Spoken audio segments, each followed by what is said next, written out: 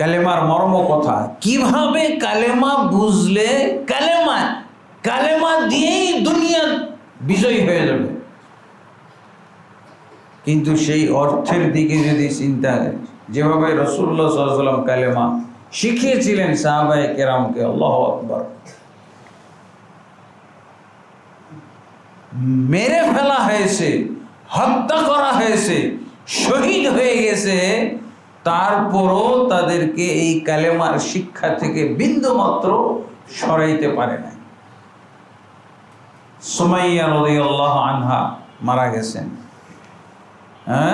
ইয়াসির স্বামী স্ত্রী দুইজনই মারা গেছে, হত্যা করা হয়েছে এই কালেমার জন্য।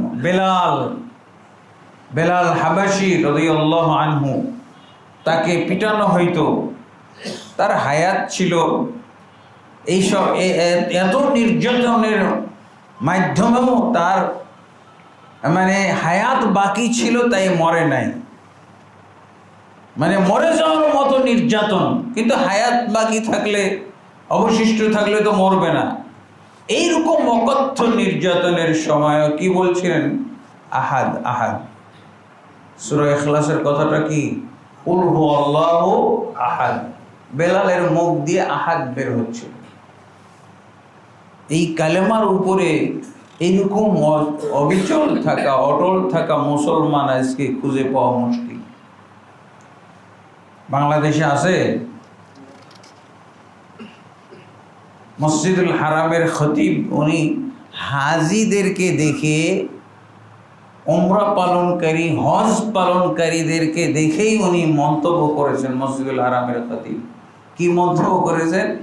যে হাজারেও একজন সেই মুসলমান আছে কিনা যেই মুসলমানদেরকে আল্লাহ বিজয়ী করার ওয়াদা দিয়েছেন, এইরকম মুসলমান। তো বাংলাদেশে আসলে তো মুশকিল হইতো। উনি তওয়াফকারী, উমরাকারী, হজ পালনকারী, এদেরকে দেখেই এই মন্তব্য করেছেন। মসজিদুল হারামের খতিব কি তারা সারা দুনিয়া ঘুরে বেড়ায়, নাকি মসজিদুল হারামের খতিবের সামনে সবাই এসে ঘুরে? এই যারা মসজিদুল হারামে খতিবের সামনে কাবা ঘর ঘুরে, তওয়াফ করে, হজ করে, উমরা করে, এদেরকে দেখে এই মন্তব্যটা করছে। এই মন্তব্যটা আমার ওই কালেমার বইয়ের ভূমিকাতে দেওয়া আছে, হায়াতুল কুলুব 57 নম্বর পৃষ্ঠা, ওনার লেখা বই। উনি মন্তব্যটা শুধু এই খুতবায় আর ওয়াজে সীমাবদ্ধ রাখেননি, এটাও বই, কিতাব লেখে, কিতাবের মধ্যে উনি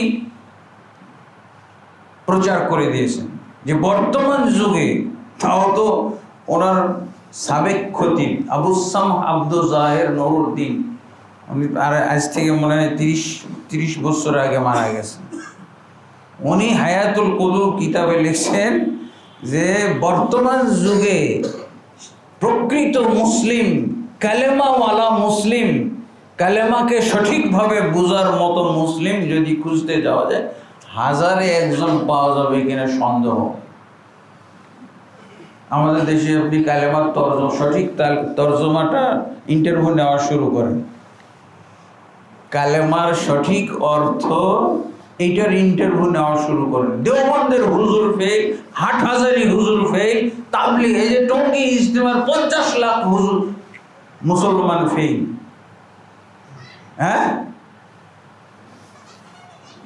ধর্মমন্ত্রী ফেল, প্রধানমন্ত্রী ফেল, রাষ্ট্রপতি ফেল, সব এমপি ফেল,